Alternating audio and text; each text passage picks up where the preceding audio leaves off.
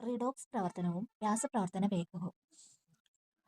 Mass സംരക്ഷണ നിയമം. ഒരു രാസപ്രവർത്തനത്തിൽ മാസ് നിർമ്മിക്കപ്പെടുകയോ നശിപ്പിക്കപ്പെടുകയോ ചെയ്യുന്നില്ല. എന്താണ് മാസ് സംരക്ഷണ നിയമം? ഒരു രാസപ്രവർത്തനത്തിൽ മാസ് നിർമ്മിക്കപ്പെടുകയോ നശിപ്പിക്കപ്പെടുകയോ ചെയ്യുന്നില്ല.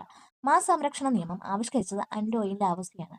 മാസ് സംരക്ഷണ നിയമം ആവിഷ്കരിച്ചത് അന്റോയിൻ ലാവോസിയാണ്. അന്റോയിൻ ലാവോസിയ അദ്ദേഹത്തിന്റെ പ്രധാന കണ്ടുപിടുത്തങ്ങളാണ്: ഒന്ന്, ജ്വലന പ്രക്രിയയിൽ ഓക്സിജന്റെ പങ്ക് കണ്ടെത്തിയത് ആന്റോയിൻ ലാവോസിയാണ്. ജ്വലന പ്രക്രിയയിൽ ഓക്സിജന്റെ പങ്ക് കണ്ടെത്തിയത് ആന്റോയിൻ ലാവോസിയാണ്. ശ്വസന പ്രക്രിയയിൽ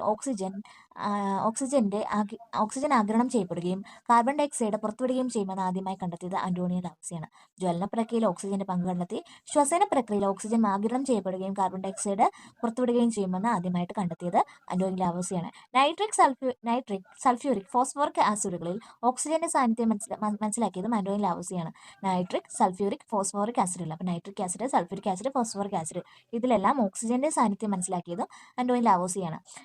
ഓക്സിജനും ഹൈഡ്രജനും പേരുകൾ നൽകിയതും ആന്റോയിൻ ലാവോസിയാണ്. അപ്പം ഓക്സിജൻ, ഹൈഡ്രജൻ എന്നിവയ്ക്ക് പേര് നൽകിയതും ആന്റോയിൻ ലാവോസിയാണ്.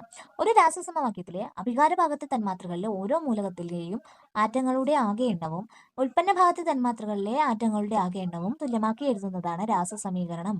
ഒരു രാസസമവാക്യത്തിലെ അഭികാരക ഭാഗത്തെ തന്മാത്രകളിലെ ഓരോ മൂലകത്തിന്റെയും ആറ്റങ്ങളുടെ ആകെ എണ്ണവും ഉൽപ്പന്ന ഭാഗത്തെ തന്മാത്രകളിലെ ആറ്റങ്ങളുടെ ആകെ എണ്ണവും തുല്യമാക്കി എഴുതുന്നതാണ് രാസസമീകരണം. അപ്പം ഒരു മൂലകത്തിന്റെ അഭികാരകങ്ങളുടെ ഭാഗത്തെ തന്മാത്രകളിലെ ആറ്റങ്ങളുടെ ആകെ എണ്ണവും ഉൽപ്പന്നങ്ങളുടെ ഭാഗത്തെ തന്മാത്രകളിലെ ആറ്റങ്ങളുടെ ആകെ എണ്ണവും തുല്യമാക്കി എഴുതുന്നതാണ് രാസസമീകരണം. അപ്പം എക്സാമ്പിൾ 2H2 + O2. അതെങ്ങനെ എഴുതുന്ന? 2H2O എന്ന് എഴുതാം. ഇലക്ട്രോൺ നഷ്ടപ്പെടുത്തുന്ന പ്രവർത്തനമാണ് ഓക്സീകരണം. ഇലക്ട്രോൺ നഷ്ടപ്പെടുത്തുന്ന പ്രവർത്തനമാണ് ഓക്സീകരണം. അപ്പൊ ഇലക്ട്രോൺ നഷ്ടപ്പെടുത്തുന്ന പ്രവർത്തനം ഓക്സീകരണം. അപ്പൊ ഇലക്ട്രോൺ സ്വീകരിക്കുന്ന പ്രവർത്തനം നിരോക്സീകരണം. ഇലക്ട്രോൺ നഷ്ടപ്പെടുത്തുന്ന പ്രവർത്തനമാണ് ഓക്സീകരണം. ഇലക്ട്രോൺ സ്വീകരിക്കുന്ന പ്രവർത്തനം നിരോക്സീകരണം. അപ്പോൾ ഇലക്ട്രോൺ നഷ്ടപ്പെടുത്തുന്ന പ്രവർത്തനം ഓക്സീകരണമാണ്. പക്ഷേ ഇലക്ട്രോൺ നഷ്ടപ്പെടുന്ന ആറ്റം നിരോക്സീകാരിയാണ്.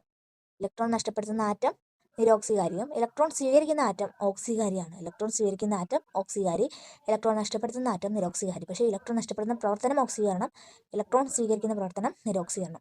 ഒരു പദാർത്ഥത്തിലെ എല്ലാ ബന്ധനങ്ങളും അയോണികമായി പരിഗണിച്ചാൽ അതിലെ ഓരോ ആറ്റത്തിലും രൂപം കൊള്ളുന്ന ചാർജിനെയാണ് ആറ്റത്തിന്റെ ഓക്സിഡേഷൻ നമ്പർ എന്ന് പറയുന്നത്. ഒരു പദാർത്ഥത്തിലെ എല്ലാ ബന്ധനങ്ങളും അയോണികമായി പരിഗണിച്ചാൽ അതിലെ ഓരോ ആറ്റത്തിലും രൂപം കൊള്ളുന്ന ചാർജിനെയാണ് ആറ്റത്തിന്റെ ഓക്സിഡേഷൻ നമ്പർ എന്ന് പറയുന്നത്. മൂലകാവസ്ഥയിൽ ഓക്സിഡേഷൻ നമ്പർ 0 ആയിരിക്കും. മൂലകാവസ്ഥയിൽ ഓക്സിഡേഷൻ നമ്പർ എന്തായിരിക്കും? 0 ആയിരിക്കും. അപ്പോൾ ഒരു പദാർത്ഥത്തിലെ എല്ലാ ബന്ധനങ്ങളും അയോണികമായി പരിഗണിച്ചാൽ അതിലെ ഓരോ ആറ്റത്തിലും രൂപം കൊള്ളുന്ന ചാർജിനെയാണ് ആറ്റത്തിന്റെ ഓക്സിഡേഷൻ നമ്പർ എന്ന് പറയുന്നത്.